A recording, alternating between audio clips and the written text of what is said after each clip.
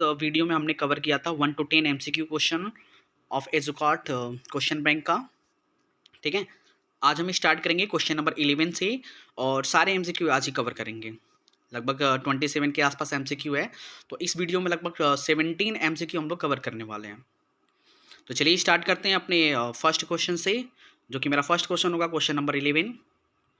तो स्टार्ट करते हैं। पहला क्वेश्चन है मेरा, the unit of electrical power में आल्सो एक्सप्रेस्ड एज। अब इलेक्ट्रिकल पावर का यूनिट पूछ लिया है, तो सबसे पहले पावर का फॉर्मूला आप बताइए क्या होता है। P इक्वल टू क्या होता है, W/T। ठीक है, अब वर्क डन हम यहाँ पे जूल में मेजर करेंगे और टाइम को हम यहाँ पे सेकेंड में मेजर करेंगे। तो जूल पर सेकेंड, और इसी को हम क्या बोल देते हैं, वाट। तो क्वेश्चन में कहीं भी हमको वाट नहीं दिया, वाट को हम दिखा सकते हैं W से। ठीक है, तो only what is not given in the option. तो हम चेक करेंगे दूसरा यूनिट क्या हो सकता है। तो we know that the power के 3 फॉर्मूले होते हैं, तो हम तीनों फॉर्मूला पे एक बार कंसिडर थोड़ा फोकस करते हैं। P इक्वल टू क्या आता है, V इंटू आई, और आता है I² R and V² / R। ठीक है, तो जरा फर्स्ट फॉर्मूले को कंसिडर करिए। ठीक है, तो क्या मिलेगा, V इंटू आई, और V को हम किस में मेजर करेंगे, वोल्ट में, और करंट को हम मेजर करेंगे एम्पियर में। तो क्या ये ऑप्शन में गिवन है क्या, वोल्ट इंटू एम्पियर? तो यस, ऑप्शन ए, फोकस करिए ऑप्शन ए पे, वोल्ट एम्पियर हो सकता है। चेक करिए ऑप्शन में है क्या, वोल्ट एम्पियर है। ठीक है, यानी फर्स्ट ऑप्शन करेक्ट होगा। यानी पावर का हम और कोई यूनिट चेक करें तो क्या निकल के आएगा, volt into ampere. Option A is the correct. चलिए चलते हैं नेक्स्ट क्वेश्चन पे, move to the next question. The image shows a combination of 4 resistor. Figure में देखिए 2 ओम दिया है, 3 ओम दिया है, 4 ओम है, 2 ओम है। तो हमको क्या बताना है, पहले क्वेश्चन पढ़ लेते हैं। ठीक है, what is the net resistance between the 2 points in the circuit. हमको total equivalent resistance find out करना है इस क्वेश्चन में। तो चेक करिए, ये 4 ओम एंड 2 ओम कौन से कॉम्बिनेशन में है, सीरीज में है। और ये जो इसका इक्विवेलेंट रेजिस्टेंस आएगा वो इस 2 ओम और 3 ओम के साथ कैसे कनेक्टेड होगा, पैरेलल में। तो कैलकुलेट करिए पहले। तो 4 ओम और 2 ओम का कंबाइंड रेजिस्टेंस कितना निकल के आ जाएगा, 6 ओम। सीरीज कॉम्बिनेशन में डायरेक्ट जोड़ देते हैं, 6 ओम आ गया निकल के। ठीक है, अब ये 6 ओम, ये 3 ओम और ये 2 ओम कनेक्टेड है पैरेलल में। तो चलिए इनका पैरेलल कॉम्बिनेशन का इक्विवेलेंट रेजिस्टेंस निकालते हैं। फॉर्मूला क्या होगा, 1 अपान करके लिखेंगे, 1/R equal to 1/2 plus 1/3 and plus 1/6। LCM आ जाएगा मेरा 6, 2 से डिवाइड करेंगे 3, 3 से करेंगे 2 और 6 करेंगे तो 1। तो 3 2 5 और प्लस 1 6/6 कैंसल आउट होके आ गया आंसर 1। ठीक है, तो 1/R का वैल्यू आया 1, मीन्स R का वैल्यू होगा 1 ओम, यानी 1 ओम इज द राइट आंसर। चलिए ऑप्शन देखते हैं इसका। 0.5 ओम रॉन्ग, 1.5 रॉन्ग, 1 ओम मिल गया। Option B is the correct answer. ठीक है, option B is the correct answer. चलिए चलते हैं नेक्स्ट क्वेश्चन पे। Next question is question number 13, which plot shows the change in voltage when the current is gradually decrease across the resistor. तो we know that according to Ohm's law V proportional to I। ठीक है, ये directly proportional होते हैं, तो अगर इनके बीच हम ग्राफ प्लॉट करेंगे तो कैसा मिलता, लीनियर। और वो कौन सा ऑप्शन में गिवन है, ऑप्शन ए ही में गिवन है मेरा, लीनियर ग्राफ। V और I के बीच ग्राफ कैसा आता, लीनियर आता, जो कि ऑप्शन ए में ही गिवन है। ठीक है, और भी ऑप्शन चेक कर लेते हैं, बट यहाँ पे हमको क्लियर होगा कौन सा ऑप्शन सही होगा, ऑप्शन ए मेरा करेक्ट होगा। बी में देखिए ये ऐसे दिखाया है। ठीक है, और तो कोई भी और ऑप्शन नहीं है, तो ऑप्शन ए हम टिक कर देंगे क्योंकि ऑप्शन ए मेरा करेक्ट है। Now jump to the next question. और next question is question number 14, a shell, a register, a key and an ammeter arranged as shown in the circuit diagrams figure। ठीक है, ये मेरा combination दिखा रहा है, ये बैटरी से कनेक्टेड है, की लगा दिया, रेजिस्टेंस है और अमीटर है, ठीक है। तो हमको क्या बताना है, पहले पूरा फिगर देख लेते हैं क्वेश्चन का। एक ये भी है, यहाँ पे भी है, सब में सीरीज कॉम्बिनेशन में लगाया है। अब क्वेश्चन मेरा क्या पूछ रहा है, फिगर जरा ध्यान से देख लीजिए। सब में सीरीज कॉम्बिनेशन में अमीटर है, तो फिर कोई डाउट है ही नहीं हो, ठीक है, यानी अमीटर का अरेंजमेंट सही है अभी तक, ठीक है। इसमें भी चेक कर लीजिए सही है, और यहाँ भी चेक करिए, माइनस टर्मिनल से ही कनेक्टेड है, अमीटर का माइनस और बैटरी के माइनस टर्मिनल से ही कनेक्टेड है, तो सही है अरेंजमेंट। अब क्वेश्चन देखते हैं क्या पूछ रहा है। The current recorded in the ammeter will be. अब पहला में क्वेश्चन रहा है maximum in figure 1, maximum in figure 2, maximum in figure 3, and fourth question है सेम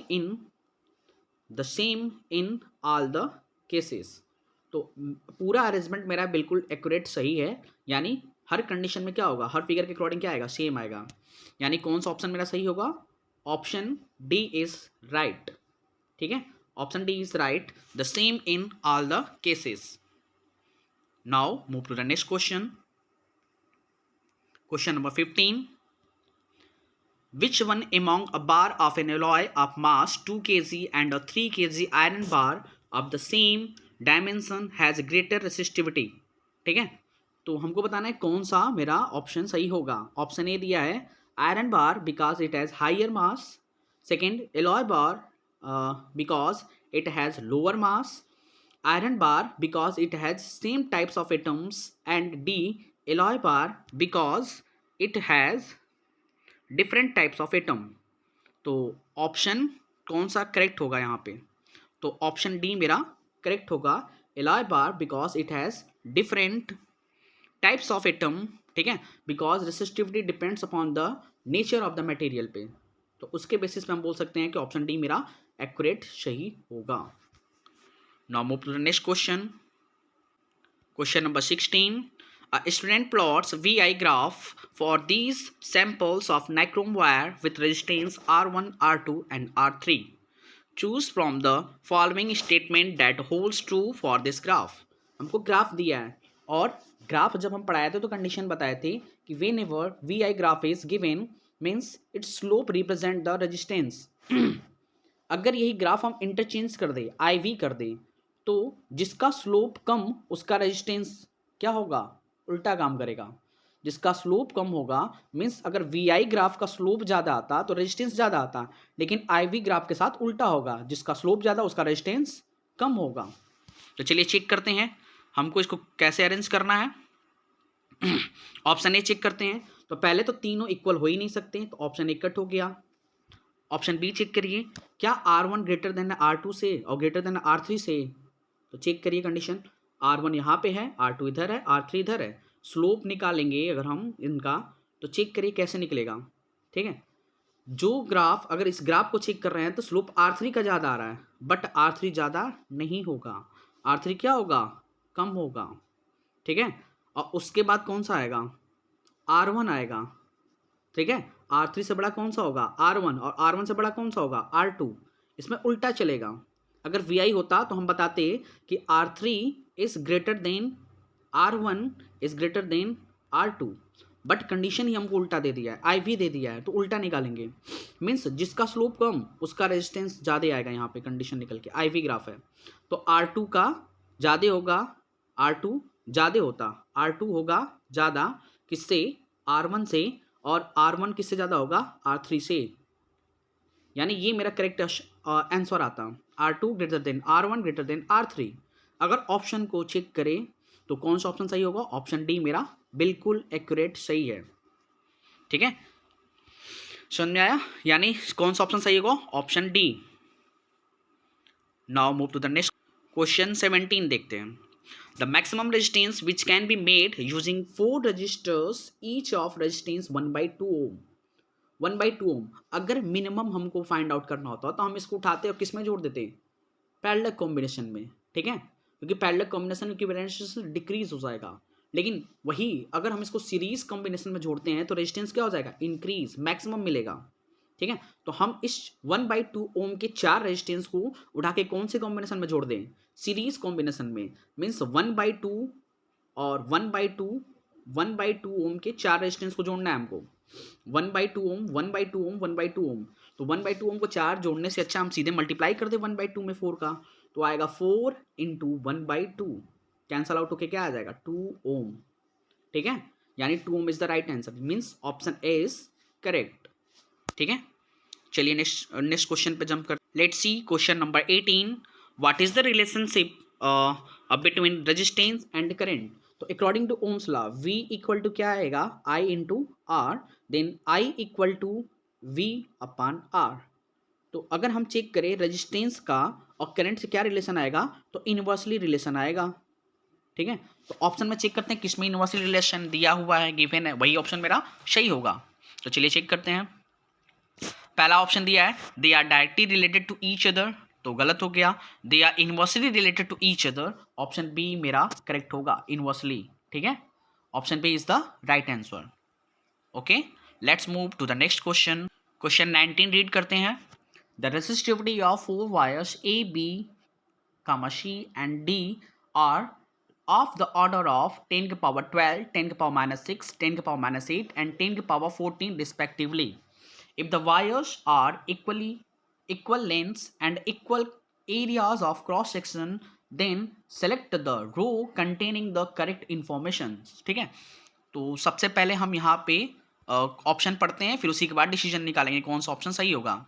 ये हमें उनके रेसिस्टिविटी के बारे में इंफॉर्मेशन दे दिया है कि किस वायर का रेसिस्टिविटी कितना गिवन है।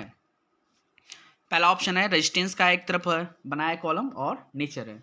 ऑप्शन फर्स्ट है resistance of C will be least and nature में बताया है कि C is the best conductor of electricity, means हमको रेसिस्टिविटी और कंडक्टिविटी में रिलेशन पता होना चाहिए। ठीक है, तो कंडक्टिविटी को हम दिखाते हैं रो से, जो कि आता है 1/, कंडक्टिविटी दिखाते हैं सिग्मा से, जो कि आता है 1/रो। Rho means resistivity and sigma means conductivity.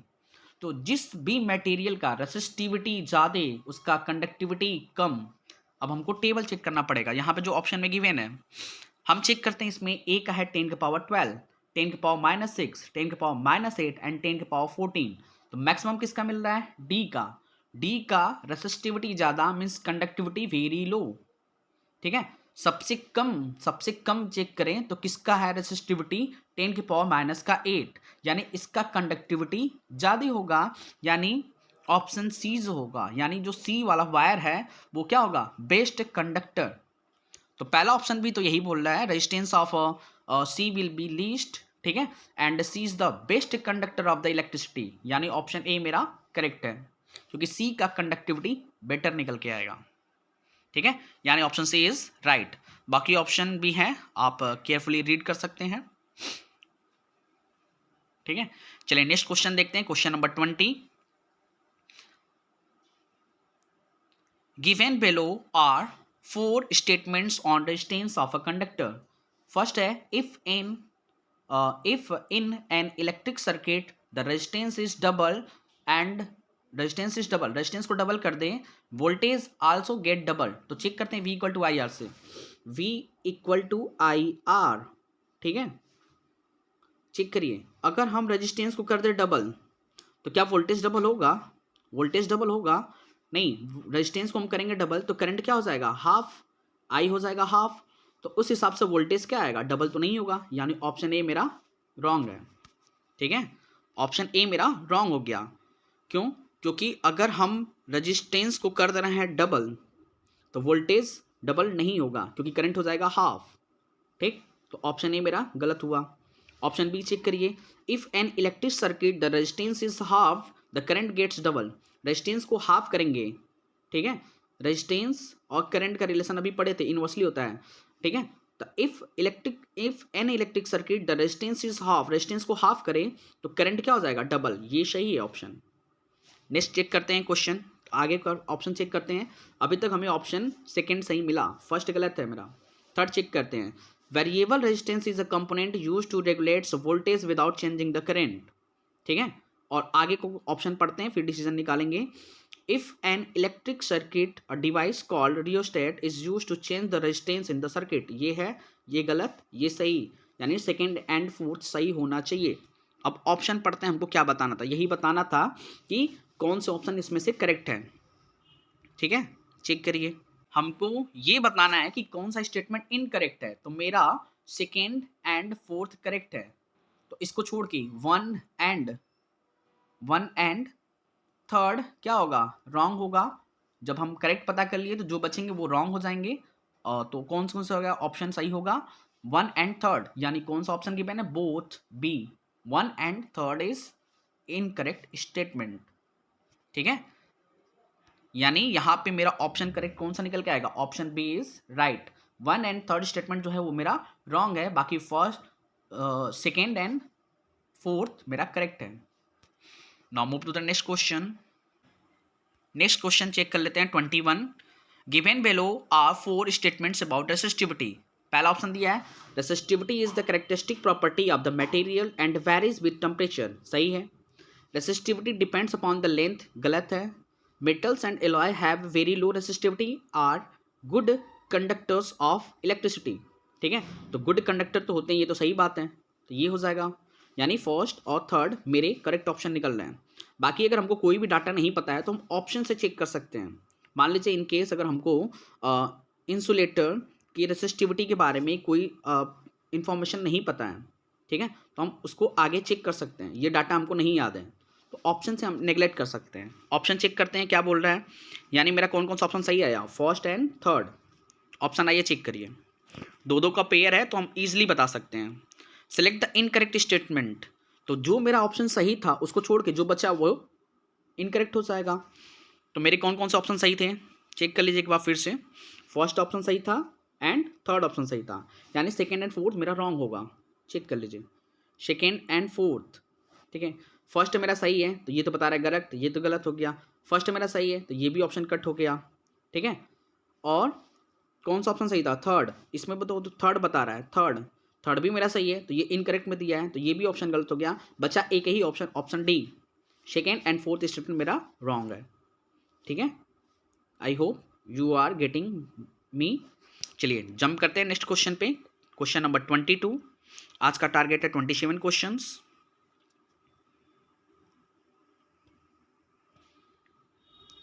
22 question देखते हैं। Select the correct statement from the statement given below. इस जो कंडीशन दिया है, स्टेटमेंट दिया है, इसके बेसिस हमको करेक्ट स्टेटमेंट बताना है इस बार। ठीक है, ध्यान रखिएगा, क्वेश्चन रीड क्वेश्चन केयरफुली। कभी कभी करेक्ट की जगह इनकरेक्ट पूछ लेगा तो हम लोग जल्दीबाजी में नहीं ऑप्शन टिक करेंगे। ऑप्शन को पहले केयरफुली रीड करिए, क्वेश्चन को रीड करिए, फिर उसके बाद then you have to tick the correct option. ठीक है, तो हमको यहाँ पे करेक्ट स्टेटमेंट बताना है। तो in parallel circuit the current is constant, पहले स्टेटमेंट करंट। सीरीज कॉम्बिनेशन में जो होता है करंट मेरा कांस्टेंट होता है, वाइल पैरेलल कॉम्बिनेशन में वोल्टेज रिमेन्स कांस्टेंट। तो पहला ऑप्शन गलत हो गया। In parallel circuit the other components keep working even one component fails, true. In a series circuit, when one component fails, the circuit is broken and the other components stop working, true. Fourth question देखते हैं, in series circuit the current is divided, wrong. Means option 2 and 3 is correct. Option 2 and 3 is correct. Check the options. Both first and second. तो मेरा क्या क्या निकल गया, 2 and 3 correct है ना, तो 2 and 3 का पेयर चेक करिए, option B, both 2 and 3 is correct. 2 and 3 are correct, तो कौन सा ऑप्शन होगा, option B is the right answer. ठीक है, jump to the next. Next question is the unit of potential difference, potential difference delta V equal to W upon Q से निकल लेंगे। ठीक है, वर्क डन को हम मेजर करेंगे जूल में और चार्ज को पर कुलाम, तो joule per coulomb means option B is right, joule per coulomb. ठीक है, let's move to the next question. चलिए नेक्स्ट क्वेश्चन पढ़ते हैं। If both the length of conductor and its radius is double, हम दोनों को डबल कर रहे हैं, रेडियस को भी डबल कर रहे हैं और लेंथ को भी डबल कर रहे हैं, then we have to find the ratio of the new resistance and the original resistance will be. Option given है, चेक करते हैं। रेसिस्टिविटी सेम होगा क्योंकि सेम मटेरियल की केस की बात कर रहे हैं, तो रेसिस्टिविटी के केस में अगर रेसिस्टिविटी फिक्स हो, सेम हो, तो दो केस में हम चेक करेंगे तो आएगा R1 A1 अपान L1। अब इट इज क्लियर डेट जो एरिया होगा वो कैसा होगा, आर स्क्वायर के प्रोपोर्शनल आएगा, पाई आर स्क्वायर के लेके हम केस चलेंगे, ठीक है। तो पाई आर स्क्वायर लेके चलेंगे तो क्रॉस सेक्शन जो एरिया होगा वो सर्कुलर फॉर्म का निकल के आएगा पाई आर स्क्वायर, यानी जो एरिया होगा वो रेडियस के डायरेक्टली प्रोपोर्शनल आएगा, रेडियस के स्क्वायर के डायरेक्टली प्रोपोर्शनल आएगा। तो पहले हम एरिया के केस में चेक कर लेते हैं कि क्या एरिया में चेंजेस आएगा। पहले केस में हम एरिया ए लेंगे, सेकेंड केस में A2 लेंगे, जहाँ पे हम रेडियस को डबल करके चेक करेंगे। तो जब हम रेडियस को करेंगे डबल तो उसके स्क्वायर के हिसाब से एरिया चेंज होगा। तो रेडियस डबल करने पे जो एरिया होगा वो हो जाएगा 4 टाइम्स पहले के रिस्पेक्ट में, ठीक है। तो पहले केस में अगर एरिया ए है तो सेकेंड केस में हो जाएगा 4A।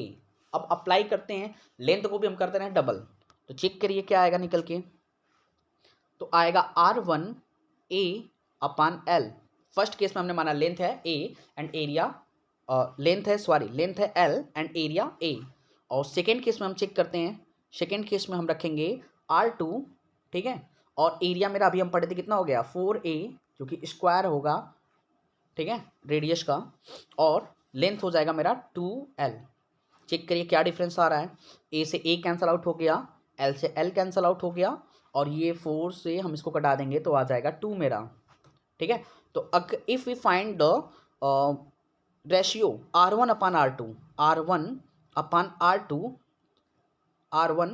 अपान R2, तो इट्स विल बी 2/1, ठीक है। R1 अपान R2 अगर हम निकाल रहे हैं तो वो मेरा रेशियो किसके इक्वल आएगा, R1 अपान R2 निकालते हैं, ठीक है। R1 अपान R2 जो हो जाएगा 4/2 विच इज इक्वल टू 2/1।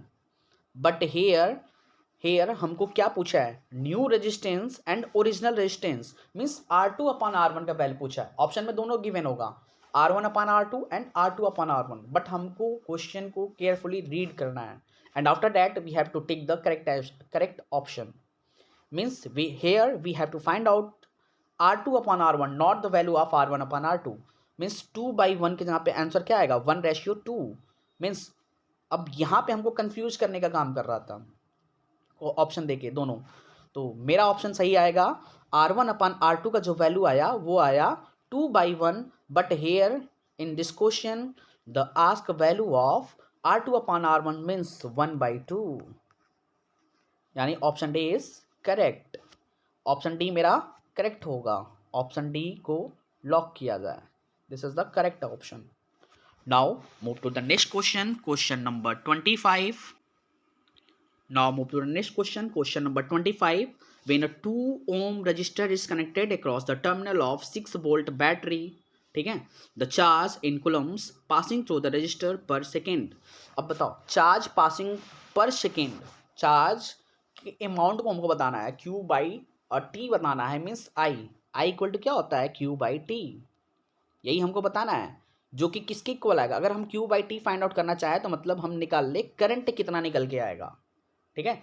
तो I इक्वल टू क्या होता है V अपान R, वोल्टेज है 6, रेजिस्टेंस कितना है 2 ओम का, कैंसल आउट होके कितना आएगा 3, ठीक है, यानी ऑप्शन 3 करेक्ट होगा।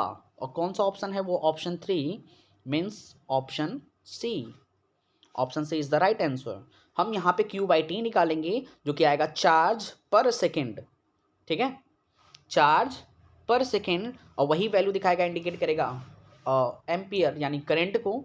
तो वहीं से हम बता सकते हैं कि V अपान R का जो वैल्यू होगा, वोल्टेज गिवन है, रेजिस्टेंस गिवन है, तो उसको डिवाइड करने पर जो आंसर आएगा वही मेरा ऑप्शन सही होगा, यानी option 3, option C is the correct answer. Now let's move on the next question, question number 26 is here. Battery of 6 volt is connected in series combination में करंट सेम होगा, ये कॉन्सेप्ट याद रखेंगे। Resistors of 0.5 ohm, 0.2 ohm, 0.3 ohm and 0.4 ohm and 2 ohm। तो सबसे पहले हम equivalent resistance निकाल लेते हैं, how much current would flow through the 0.3 ohm resistor. हम पहले सर्किट में फाइंड आउट करेंगे इक्विवेलेंट रेजिस्टेंस, जो कि क्या आएगा निकल के। अगर ये सीरीज कॉम्बिनेशन में जुड़े हैं तो हम टोटल इनको सीधे सीधे ऐड करते जाएंगे।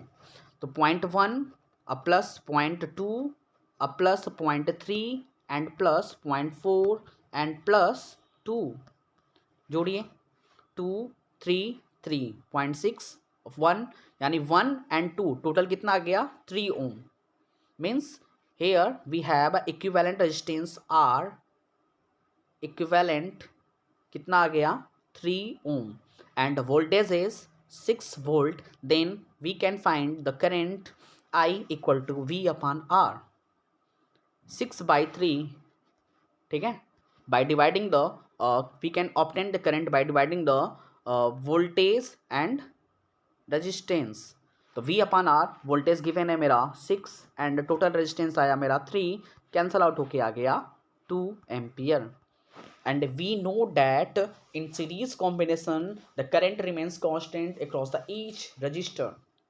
मीन्स चाहे कोई भी रेजिस्टेंस पूछ ले 0.1 ओम, 0.2 ओम, 0.3 ओम, 0.4 ओम, आइदर 0.2 ओम, सब में करंट क्या होगा सेम आएगा which is equal to the 2 ampere. Means 0.3 ohm के रजिस्टर में भी कितना करंट फ्लो करेगा 2 एम्पियर का. Means option C is the right option. Now move to the last questions. ठीक है, read the question carefully. A wire used for electrical connections have the different properties and hence different ratings.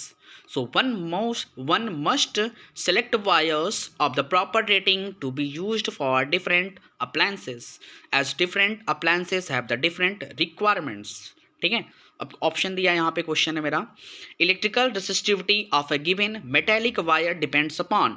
Length पे depend नहीं करता, thickness पे depend नहीं करता, shape पे depend नहीं करता, it's depend only the nature of material. Means option D is correct.